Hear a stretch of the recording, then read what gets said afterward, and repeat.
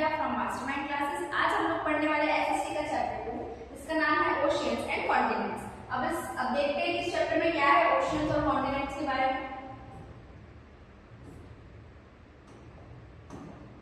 तो covers most of earth, मतलब कि जो मोस्ट ऑफ अर्थ को कवर किया, क्या कवर किया देखते हैं। तो ocean covers most of our planet, मतलब जो ओशियंस है, समुद्र है, उन्हें मोस्ट ज्यादातर हमारे प्लैनेट को कवर करके रखा है। अबाउट 70%, यानी कि जो अर्थ है उसको ज्यादातर ओशियंस ने कवर करके रखा है। कितना? 70%, मतलब जो हमारा अर्थ है तो 70% ओशियंस है, समुद्र है। फिर क्लीन एंड फ्रेश एयर। अब the ocean is clean and healthy air. जो ओशियंस है, जो समुद्र है, वो हमें क्लीन, साफ सुथरी और हेल्दी एयर प्रोवाइड करती है। अब आगे देखते हैं looks empty but full of life. अब इसमें क्या है? इट मे लुक एम्प्टी, ये खाली दिखता होगा ऊपर से, लाइक अ डेजर्ट, डेजर्ट की तरह, रेगिस्तान जैसे पूरा खाली, पूरी रेती रेती, कुछ नहीं दिखता वहां पे वैसे। But it's full of animals and planet. जो अर्थ है वो बाहर से खाली दिखता होगा, लेकिन फिर भी वो फुल ऑफ एनिमल्स, मतलब जानवरों से और प्लांट से, पेड़ पौधों से भरा हुआ है।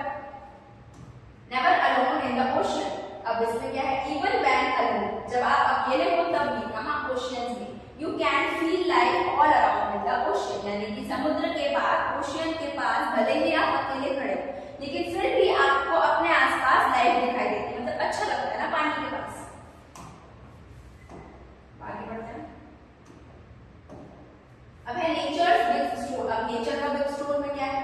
The ocean holds a lot of nature's treasures. जो ओशियंस है उसमें बहुत सारा ट्रेजर होल्ड करके रखा है नेचर का, जैसे कि water, fish, plants.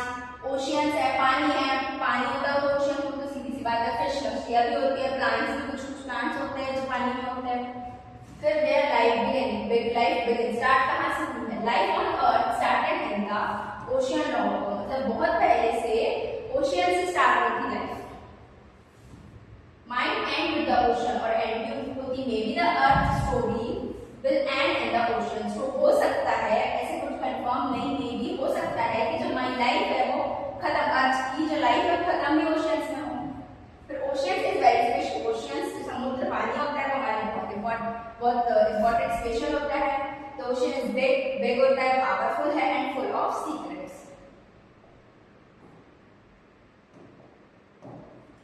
Look at the earth from space. जब हम अर्थ को स्पेस से देखेंगे तब।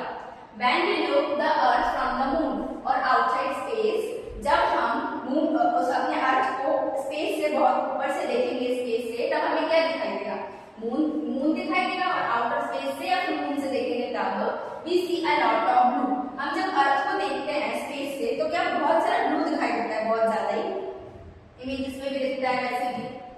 Blue colour means water. Blue colour का मीन्स क्या है? वाटर। जितना भी हमें ब्लू एरिया दिखता है वो सारा क्या है? पानी। पानी को इंडिकेट करता है blue colour. The blue colour shows us where there is water. Blue colour जो है हमारा अर्थ हमें दिखता है स्पेस से, वो ये शो करता है कि पानी कहाँ कहाँ पर है। फिर most of earth is water, मतलब ज्यादातर, मतलब 75% जो हमारा अर्थ है उस पे पानी है, ओशियंस है, पानी है। Almost all of the earth surface is covered with water.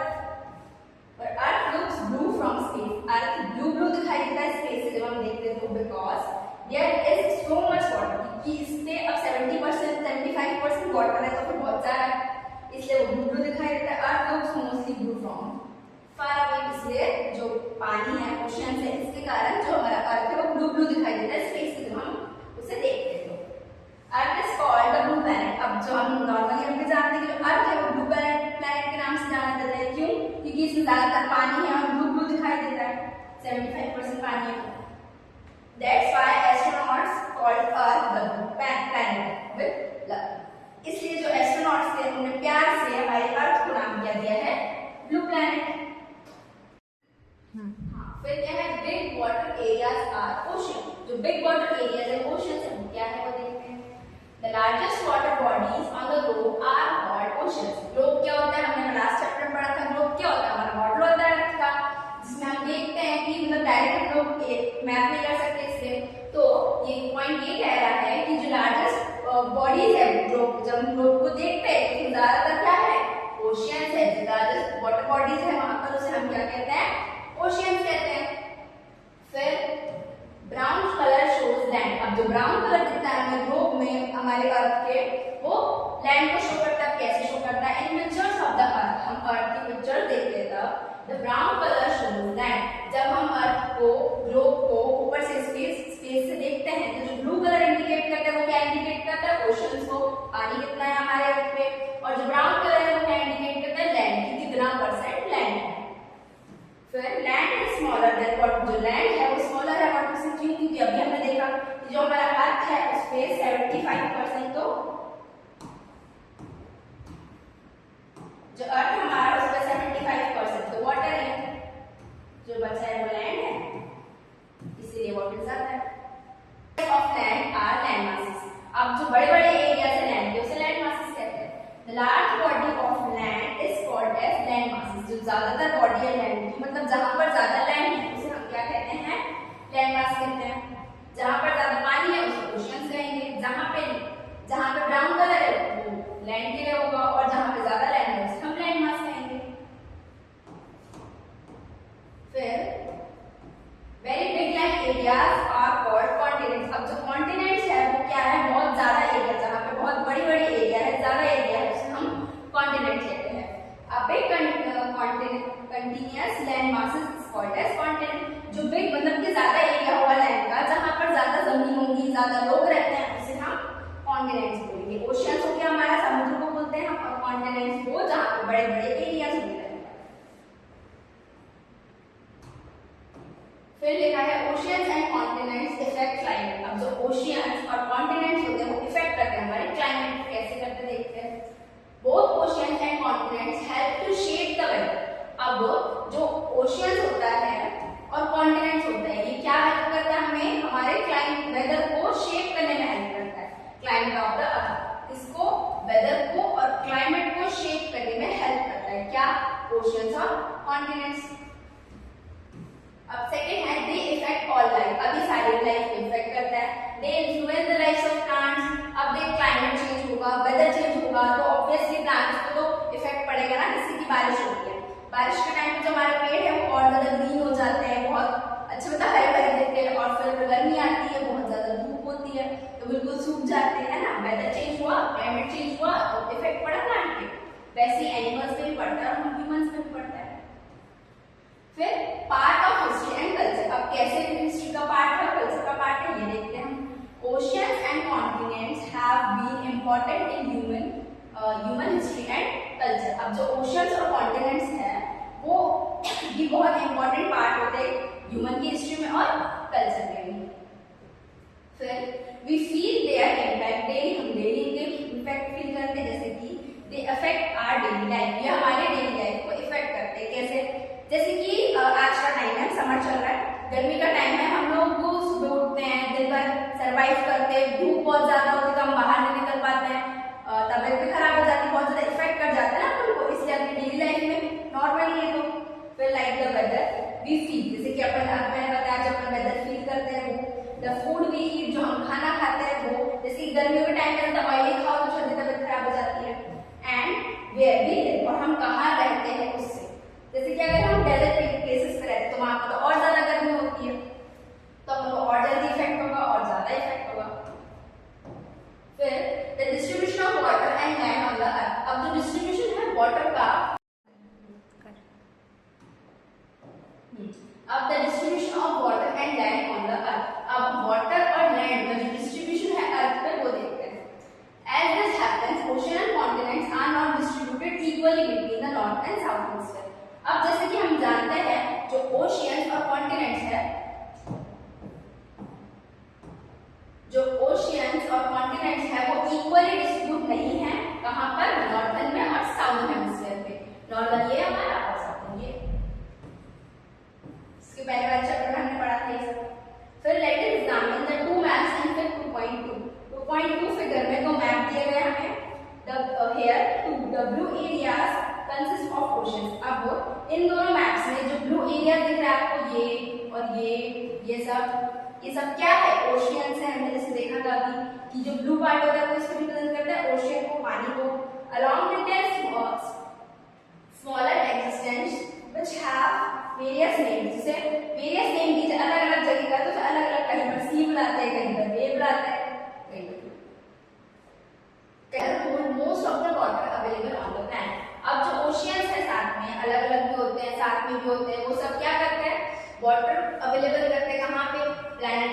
But this sea water is salty. लेकिन जो सी वाटर होता है समुद्र का पानी वो कैसा होता है, सॉल्टी होता है, नमकीन होता है, उसमें नमक होता है बहुत ज्यादा।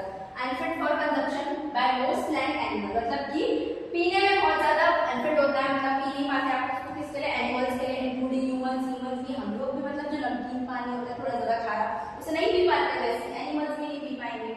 On the other hand fresh water makes a very small proportion of the planets water, मतलब कि अगर हैंड में आप देखिए तो जो फ्रेश वाटर होता है वो बहुत कम अवेलेबल होता है, बहुत कम मात्रा में अवेलेबल होता है हमारे प्लैनेट्स पे, वाटर रिसोर्सेज होती है जो बहुत कम होती है।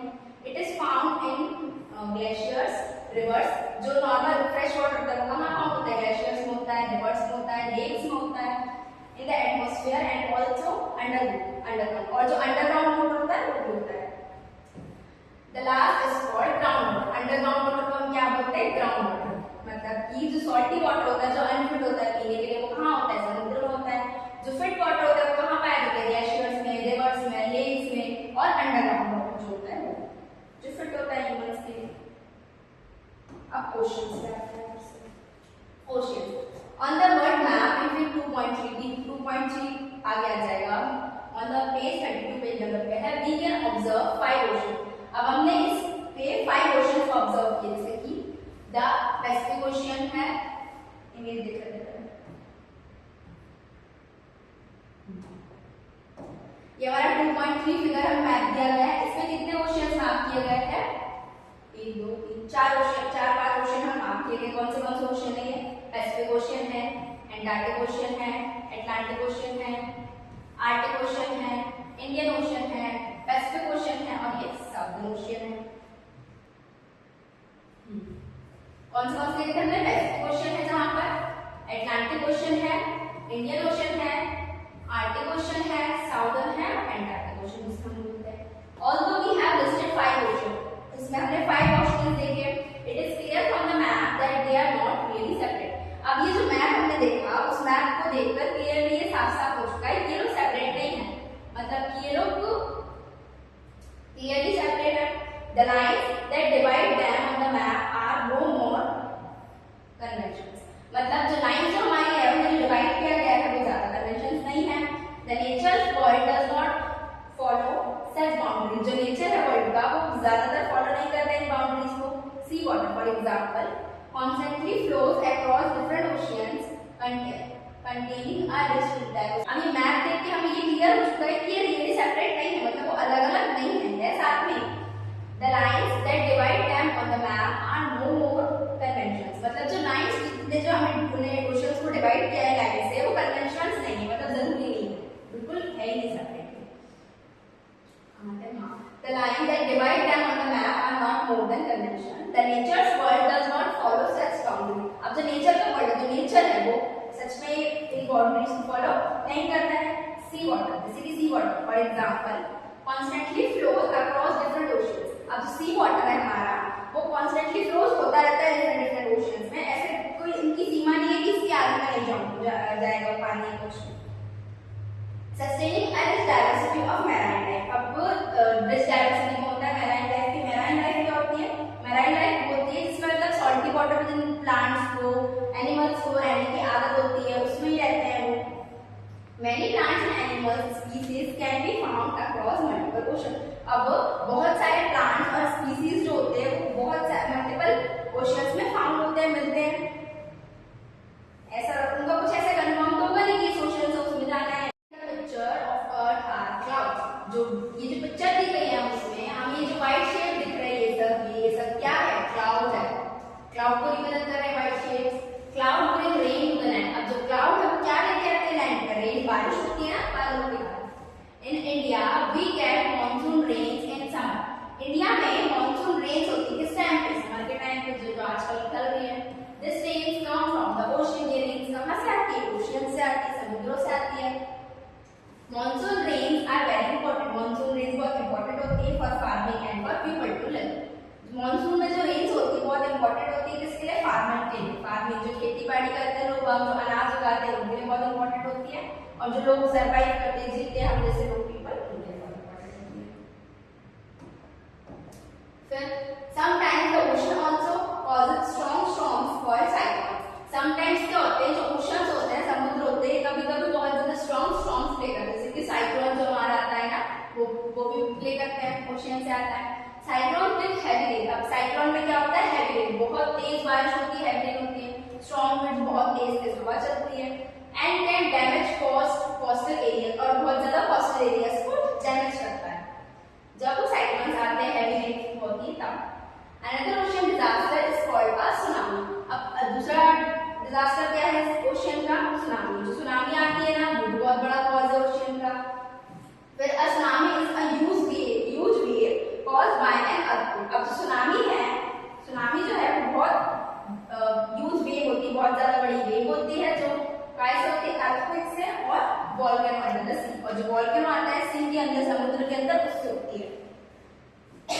Tsunamis can travel a long distance and flood area near the sea. अब जो सुनामी आती है ना, वो बहुत ज्यादा लॉन्ग एरिया, बहुत ज्यादा बड़े-बड़े एरियाज को फ्लड को कर देती है सी में, causing lot of damage, जो कि बहुत ज्यादा डैमेज कर सकती है। अब कॉन्टिनेंट्स क्या होता है? Continents are large land area seen on the map of ocean. अब जो हमने मैप देखे ओशंस के, उसमें जो लार्ज लैंड एरिया होता है ना, लैंड एरिया जहां रहने वाली जगह, वो क्या कहलाते हैं, हमारे कॉन्टिनेंट्स कहलाते हैं। प्लीज जो होगी वो लैंड एरिया जो होगा वो। The number of continents is not fixed. अब जो नंबर ऑफ कॉन्टिनेंट्स होते हैं वो फिक्स नहीं होते हैं। People count them in different ways. जो लोग होते हैं अलग अलग वेज में उन्हें काउंट करते हैं। We can have 4 to 7 continents depending on how we group them. हमारे पास 4 to 7 कॉन्टिनेंट्स है, उस पर डिपेंड करता है कि हम इसे ग्रुप कैसे कर रहे हैं। एग्जांपल्स के लिए दिया हमने, North America and South America are usually counted as 2 continent. अब जो नॉर्थ अमेरिका और साउथ अमेरिका है वो यूजुअली 2 कॉन्टिनेंट्स में काउंट होता है, but some people count them as one single landmass. लेकिन कुछ लोग उन्हें सिंगल लैंडमास की तरह काउंट करते हैं।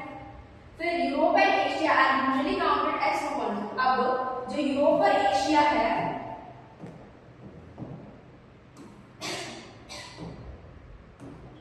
पहले क्या साउथ अमेरिका और नॉर्थ अमेरिका और साउथ अमेरिका को एक 2 ओशन करके काउंट करते हैं। फिर यूरोप और एशिया को 2 कॉन्टिनेंट्स करके काउंट करते हैं, but they are actually connected as one landmass. लेकिन क्या है, एक्चुअली कनेक्टेड है वन लैंडमास से। Africa and Eurasia are generally regarded as 2 continent. अब जो एशिया है और यूरेशिया है वो भी 2 कॉन्टिनेंट से रिगार्डेड है, बट समटाइम्स एज वन। कभी कभी इसे 2 कॉन्टिनेंट से रिगार्ड करते हैं, कभी कभी वन से। हमें एक टेबल दिया गया आपकी बुक में, ये क्या का टेबल है, कॉन्टिनेंट्स का।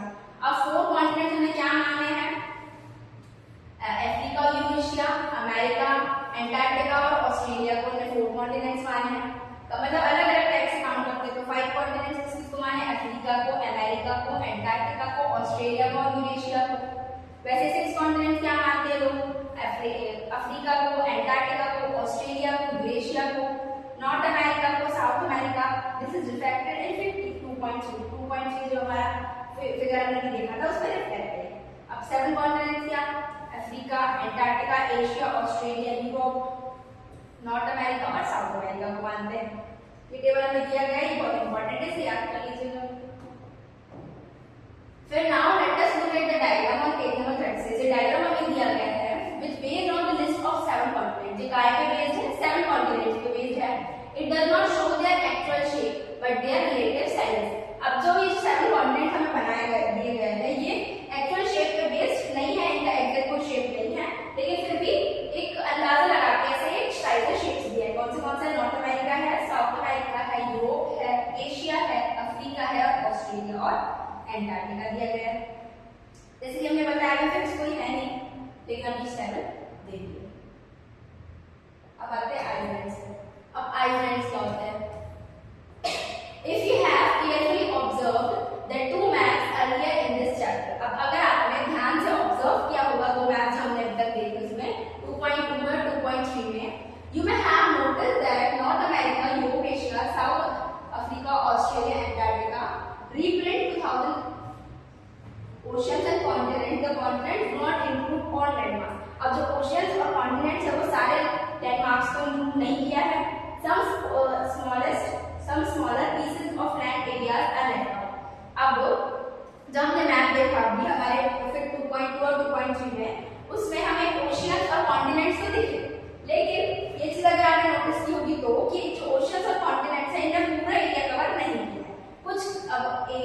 छोड़ा हुआ है। अब हम देखते हैं क्या। Surrounded by water on all sides, pieces of land are left out, फिर दे आर कॉल्ड आइलैंड। अब जो एरिया है जो वाटर के आसपास जो है वो एरिया जो छूटा हुआ उसे क्या कहते हैं, हम आइलैंड कहते हैं। Continents are also surrounded by water. अब जो वाटर है उसके आसपास कॉन्टिनेंट्स भी सराउंडेड है, but because they are so large, लेकिन वो बहुत ज्यादा है, they are not considered as island, लेकिन इसलिए उसे आइलैंड नहीं कहा जाता है।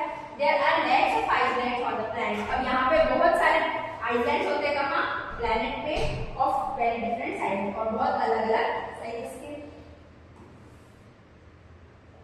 अब oceans and life. Oceans and continents are important part of our earth. अब जो ओशियंस और कॉन्टिनेंट्स होते हैं वो बहुत इंपॉर्टेंट पार्ट होता है हमारे अर्थ के। Oceans gives us rain. अब जो ओशियंस है, समुद्र है, वो हमें क्या देते हैं, बारिश, रेन देते हैं। They are part of water cycle. काय का पार्ट है, जो हमारा ओशियंस होता है, समुद्र होता है, वो काय का पार्ट होता है, वाटर साइकिल का पार्ट होता है। Without oceans there would be no rain. Oceans के बिना अगर समुद्र ही नहीं होंगे, पानी ही नहीं होगा, तो फिर रेन वापस से बारिश नहीं होगी and earth would become dry like a desert. अब अगर हमारे जो अर्थ है उस पे ओशियंस नहीं होंगे, समुद्र नहीं होगा, सी नहीं होगी, तो क्या होगा, डेजर्ट बन जाएगा बिल्कुल अर्थ हमारा, जहाँ पूरी रेत रहते, पानी नहीं है। Oceans makes oxygen. अब जो ओशियंस होते हैं उससे ऑक्सीजन भी बनती है। Planets in the oceans like algae, जैसे कि प्लैनेट्स है, ओशियंस है, algae make more than half of the oxygen we breathe. ज्यादातर ऑक्सीजन बनाता है जिससे हम जो हम ब्रीथ करते हैं। That's why oceans are called the lungs of the planet। इसीलिए जो ओशियंस है वो क्या कहे जाते हैं, the lungs of the planet, planet के lungs कहे जाते हैं। Oceans helps to keep the weather and climate normal। जो ओशियंस है हमारा, ओशन है हमारे, वो हेल्प करते हैं हमारे वेदर को और क्लाइमेट को नॉर्मल रहने में।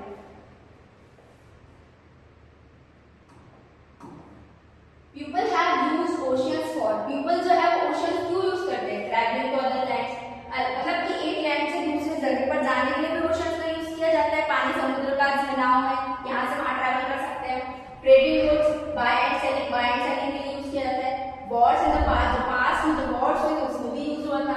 फिशिंग फॉर फूड, खाने के लिए, फिशिंग करने के लिए भी यूज किया जाता है। कोस्टल पीपल, जो कोस्टल पीपल होते हैं वो कैसे यूज करते हैं, पीपल हु